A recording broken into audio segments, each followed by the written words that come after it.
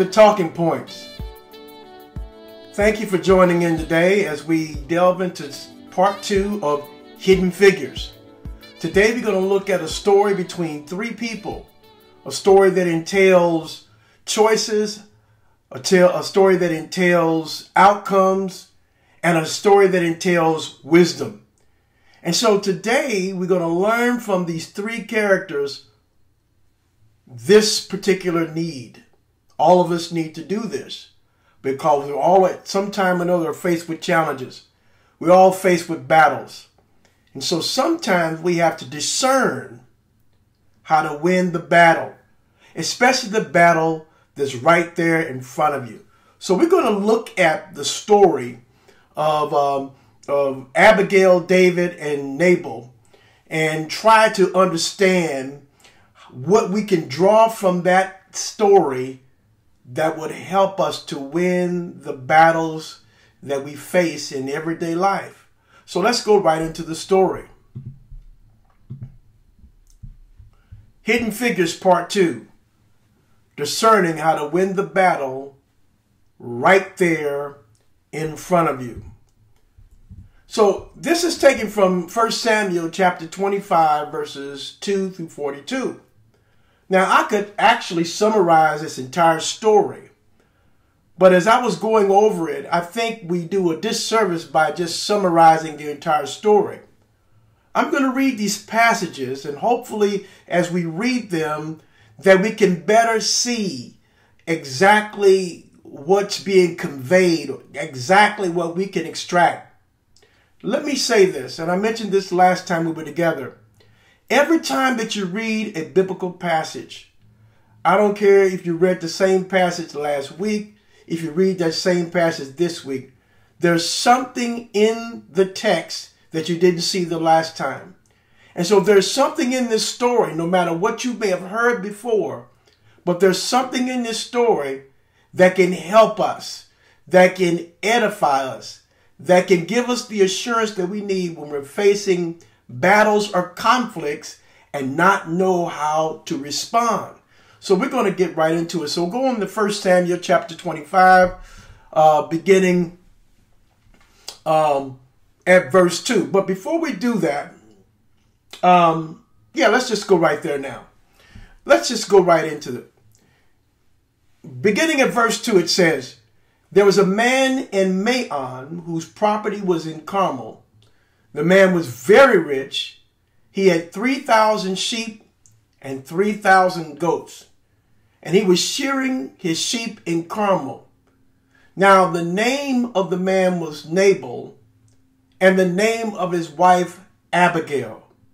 The woman was clever and beautiful, but the man was surly and mean, and he was a Cabelite." So we see there, this story is taking place near Carmel. And what's depicted here is a man that was very, very wealthy. 3,000 sheep, 3,000 goats, and he's out there shearing his sheep.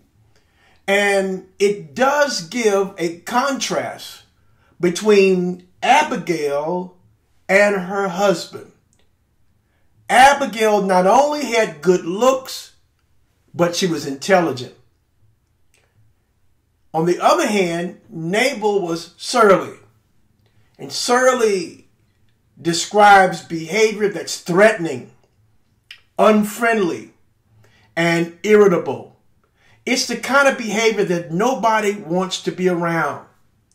It is someone who is ill or bad-tempered. So that's how the story is laid out. It gives a contrast between, this man and woman. Abigail, on the other hand, displayed certain qualities that were admirable. Nabal, on the other hand, displayed certain qualities and characteristics that were not favorable at all. Verse 4, "David heard in the wilderness that Nabal was shearing his sheep. So David sent 10 young men, and David said to the young men, 'Go up to Carmel and go to Nabal. Greet him in my name and thus you shall salute him.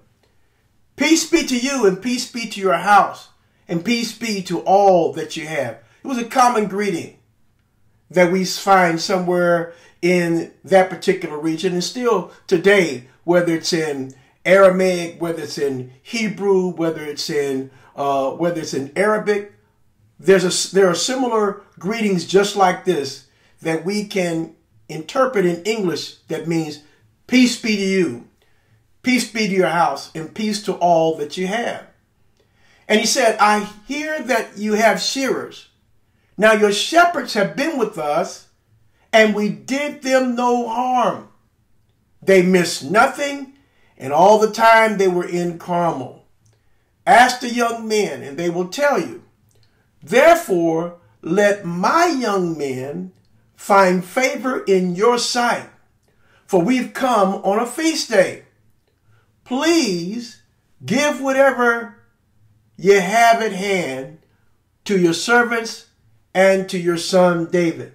Now, David, he sends a simple message of peace to Nabal and a reasonable request for him and his men. Well, you know, David and his army, they had been out, and they had been protecting Nabal and all that he had, making sure that no robbers would come in, making sure that nothing was happening. And so all David wanted in return was just to, you know, essentially provide a little bit of something. It's about the feast day. It's about time for the feast. Hey, look, remember my young man, and then remember me, your son David. Very reasonable request.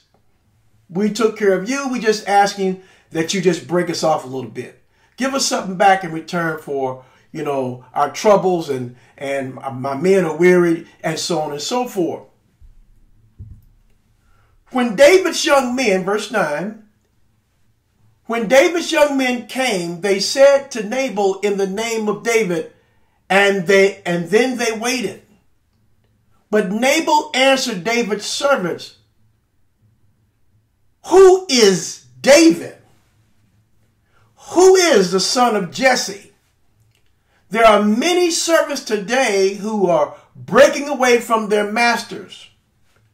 Shall I take my bread and my water and the meat that I have butchered for my shearers and give it to men who come from I do not know where? Now wait a minute now. Nabal's answer was a little bit of an insult, because he said some things like, who is David? And who is this son of Jesse? And apparently he didn't know who David was, and he didn't know his capability, or he was just kind of edging him, because he said something. There are people that are broken away from their masters. Now, there's a couple of ways you can look at it. You can look at it as if he didn't know, which I kind of lean to the fact that he didn't know that this was the David, and there's an army out there of 600 people along with David. I don't think he realized that. On the other hand, he was just, spewing out insults, threatening words, pretty much everything that describes what we learned early on about being surly.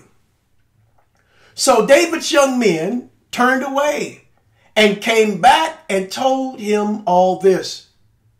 David said to his men, every man strap on his sword, and every one of them strapped on his sword. David also strapped on his sword, and about 400 men went up after David, while 200 remained with the luggage. Now, I don't know about you, but I see some trouble coming. Nabal returns with these requests of insult, and now David has made up in his own mind to deal with Nabal, and he tells his men to strap up.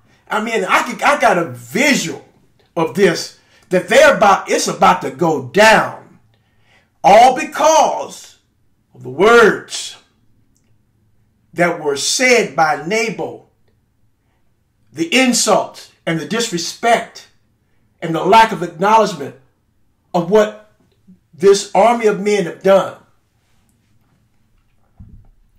So the egos are now stirring. But one of the young men told Abigail, Nabal's wife, David sent messengers out of the wilderness to salute our master, and he shouted insults at him.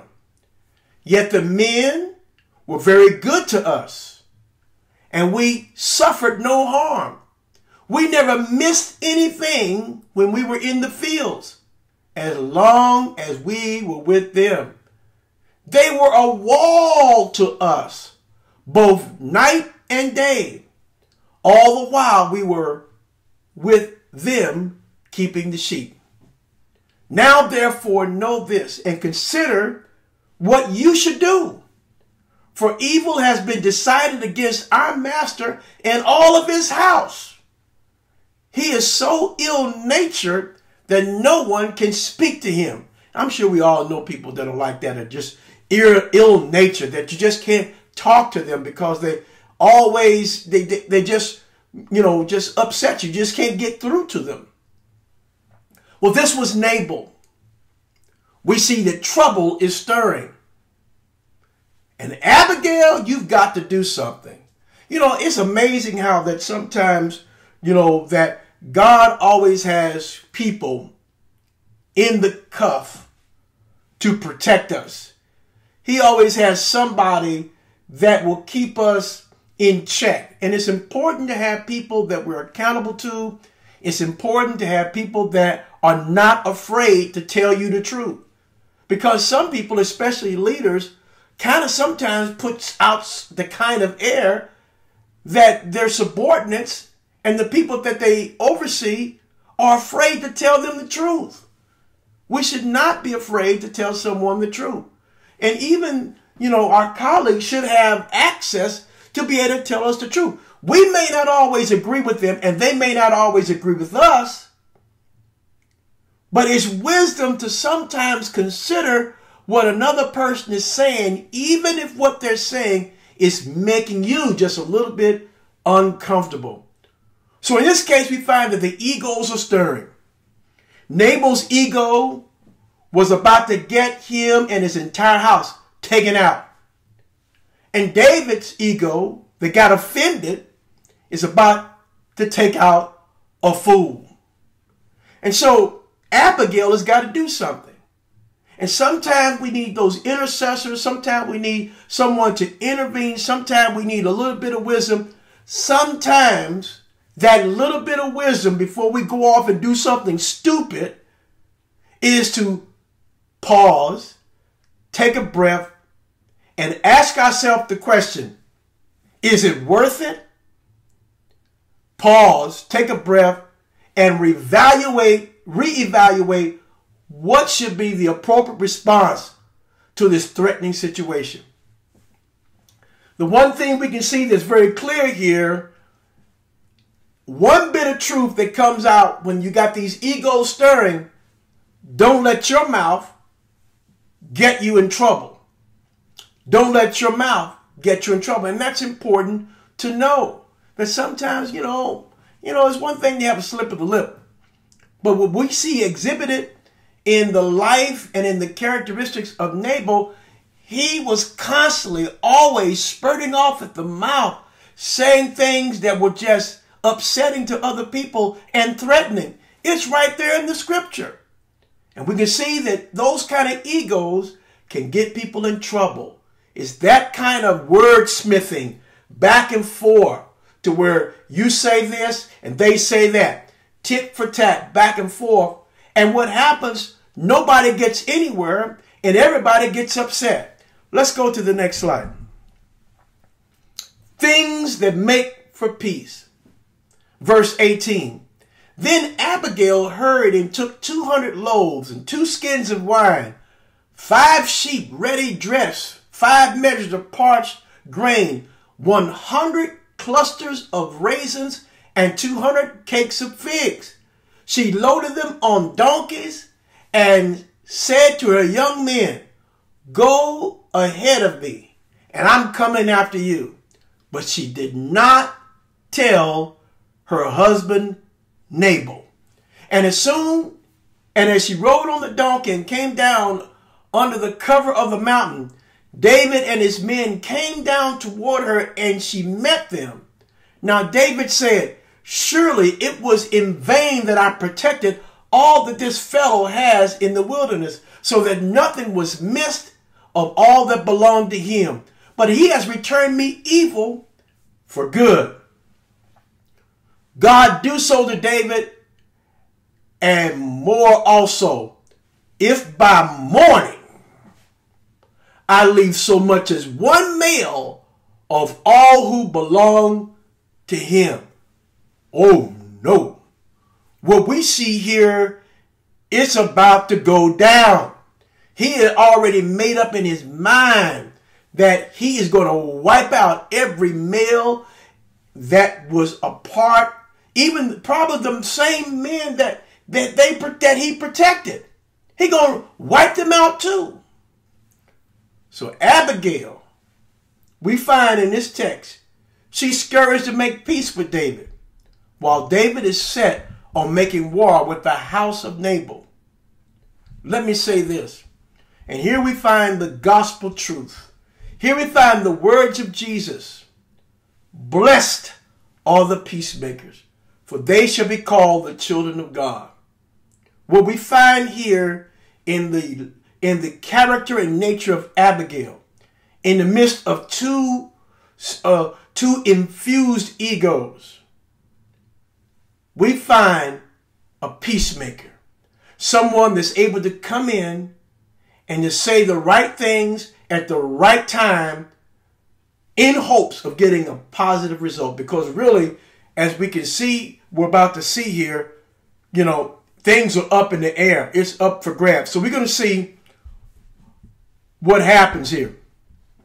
Verse 23 says, "When Abigail saw David, she hurried and alighted from the donkey and fell before David on her face, bowing to the ground. She fell at his feet and said, 'Upon me alone, my Lord, be the guilt. Please let your servant speak in your ears and hear the words of your servant.' 25, "My Lord, do not take seriously this ill-natured fellow, Nabal, for as his name is, so is he. Nabal is his name, and folly is with him. But I, your servant, did not see the young men of my Lord whom you sent." Now let me say something. You can go and look up in your Strong's Exhaustive Concordance. You can go and look up any commentary.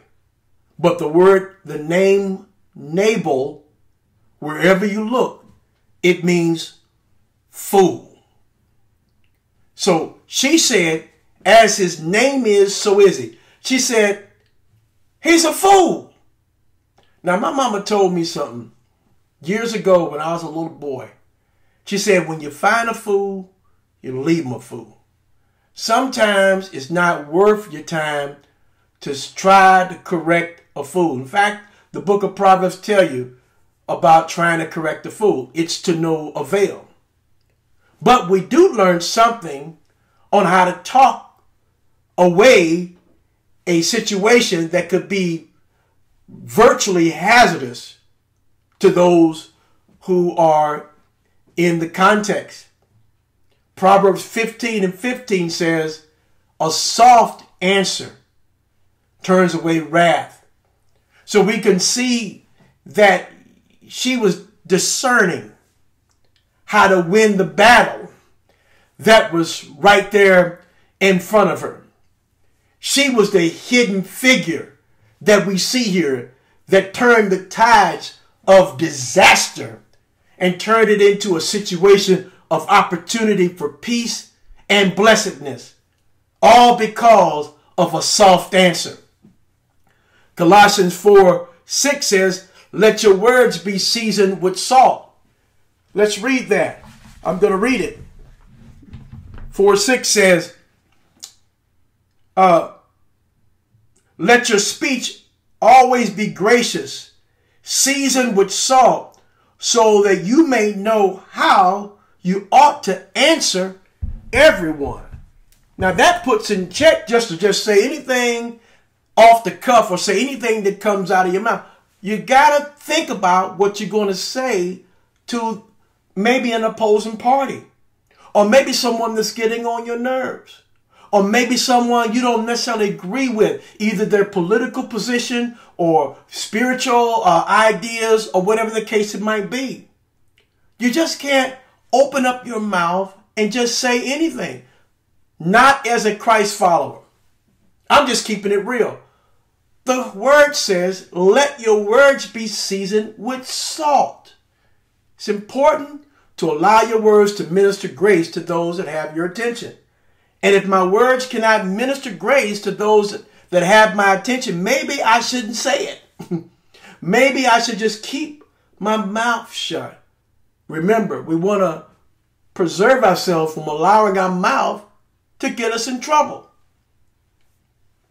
But I want to point out what we can see exhibited not only in the words that we see shared by Abigail, but there is a kind of wisdom that we're going to see as well on the next slide. But before we go to the next slide, I want to read a story out of the Gospels that exhibits what's about to take place.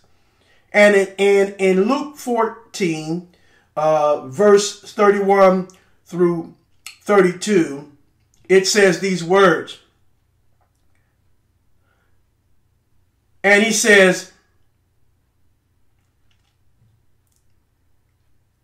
what king going out to wage war against another king will not sit down first and consider whether he's able with 10,000 to oppose one who comes against him with 20,000. 32. If he cannot, then, while the other is still far away, he sends a delegation and asks for the terms of peace. So we're going to see if what is about to take place is exhibited by Abigail. Let's turn to the next slide. And let's look at the wisdom that is flowing out of this vessel. Beginning at 26. Now then, my Lord, as the Lord lives, and as you yourself live, since the Lord has restrained you from blood guilt and taken vengeance with your own hands, now let your enemies and those who seek to do you evil, to my Lord, like to my Lord, be like Nabal. Now wait a minute now. Just think back for a moment. She had already sent this peace offering, and she told her servants that I'm going to show up later. So they got the goods. See the timing? She sent the goods first so they can partake of the goods, so they can relish in the goods. But she timed when she would show up so that it would give credence and support for what she was about to say. Let me read it again. Now then, my Lord, as the Lord lives, and as you yourself live. So she's a person of faith. Since the Lord has restrained you from blood guilt and from taking vengeance with your own hands, now let your enemies and those who seek to do evil to my Lord, which is David, be like Nabal. Verse 27. And now let this present that your servant has brought to my Lord be given to the young men who follow my Lord. 28. Please forgive the trespass of your servant, for the Lord will certainly make the Lord a sure house, because my Lord is fighting the battles of the Lord. and evil shall not be found in you so long as you live. 29. If anyone should rise up to pursue you and to seek your life, the life of my Lord shall be bound in the bundle of the living under the care of the Lord your God. But the lives of your enemies he shall sling out as with the hollow of a sling. When the Lord has done to my Lord according to all the good that has been spoken concerning you, and has appointed you prince over Israel, my Lord shall have no cause of grief or pangs of conscience for having shed blood without cause, or having saved himself. And when the Lord has dealt with you, my Lord, then remember your servant. Now look at the wisdom that's flowing out of this vessel. Apparently she knew who David was, because in her discourse, she talked about a sling. And we know that David had a history with the slingshot. And she said that the enemies, that the Lord God was going to deal with those enemies that have taken aught against him. And she said that when you become Prince of Israel, look at that. It was like she was prophesying where his outcome is going to be. Sometimes the words of wisdom come out prophetically that speak to where we're going to be in the future. And sometimes words of caution preserve my future, because I won't make a fool of myself. I won't turn and become a Nabal as the one that he's about or was about to take out. And then she says, and when the Lord has dealt well with you, remember your servant.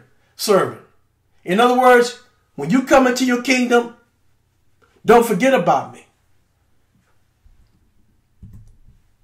Let's see in verse 32.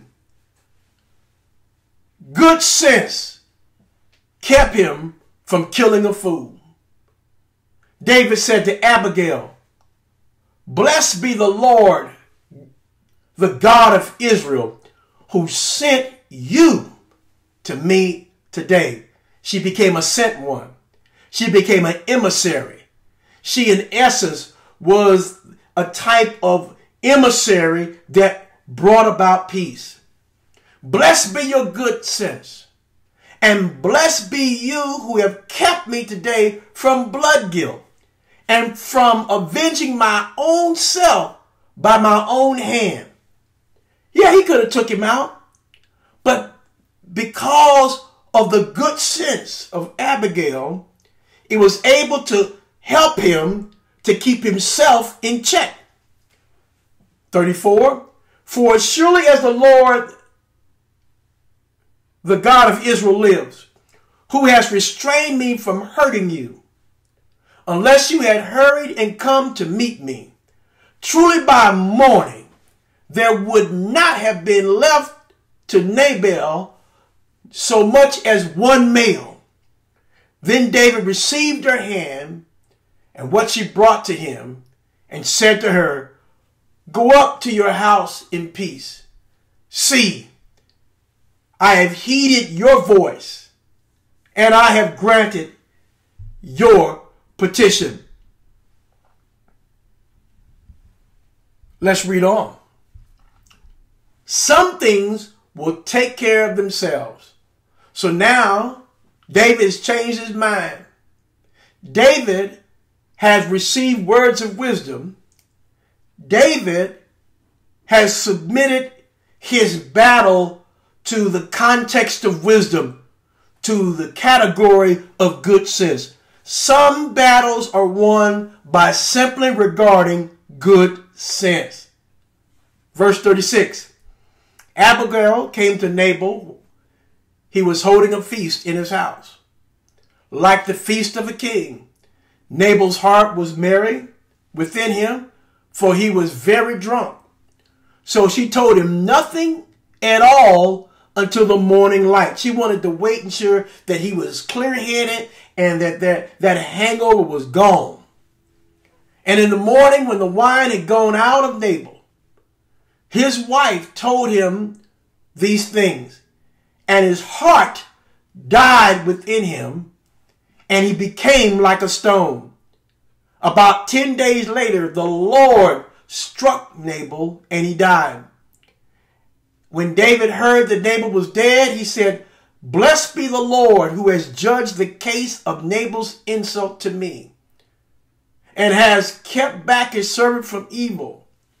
The Lord has returned the evil doing of Nabal upon his own head." Then David sent and wooed Abigail to make her his wife. Boy, it's very clear. Nabal didn't realize the wisdom that he had walking beside him. David did, and so he wooed Abigail to be his wife. He wanted to have that kind of wisdom alongside of him to advise him, to guide him, to be a solace for him, especially when it comes to things like this. She proved that she was worthy to be a princess. And so we read here, verse 40, when David's servants came to Abigail at Carmel, they said to her, "David has sent us to take you to him as his wife." She arose and bowed to him with her face to the ground and said, "Your servant is a slave to wash the feet of the servants of my Lord." Abigail got up hurriedly, rode away on a donkey. Her 5 maids attended her, and she went after the messengers of David and became his wife. Now let's look at some takeaways in this part 2.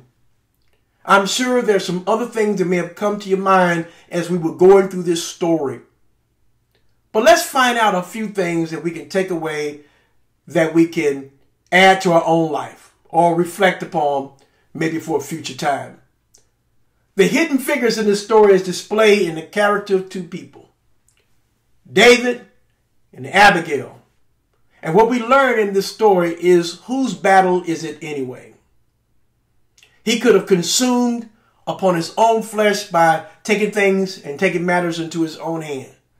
But he didn't. He chose not to because he listened to sound advice. Discern the significance of which battle to fight. Some things you will have to allow them to play out. Sometimes retaliation can do more harm than good.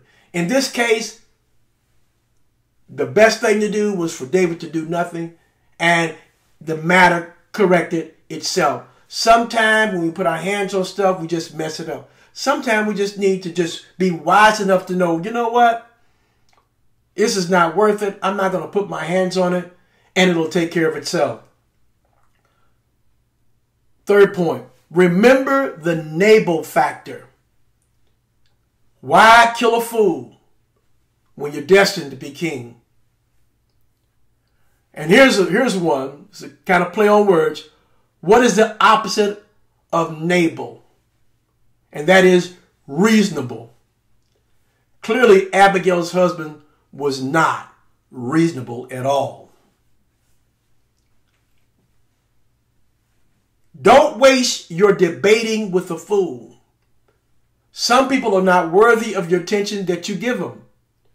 It is better to walk away than regret it another day. Here's one.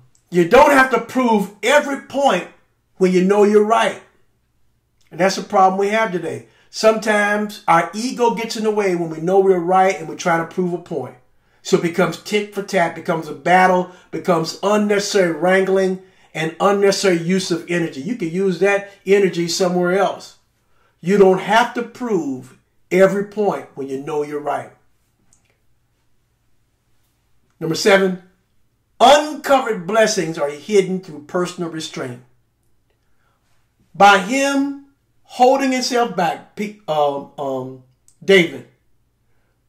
The blessing was in the form of Abigail. If he had wiped all of them out, he would have killed her too. And he would never have gotten the honor, never have learned, he would have blood guilt on his hand because he killed someone that he really shouldn't have. And then the last point, truly good things come to them that wait. Well, I trust that this part 2 of Hidden Figures was one that was informative, one that's insightful. I would encourage you to read the story again on your own. Maybe there's a hidden figure. Maybe there is a truth that's there that you hadn't saw before. Well, I trust again that you're blessed. We'll see you again next week here on Talking Points.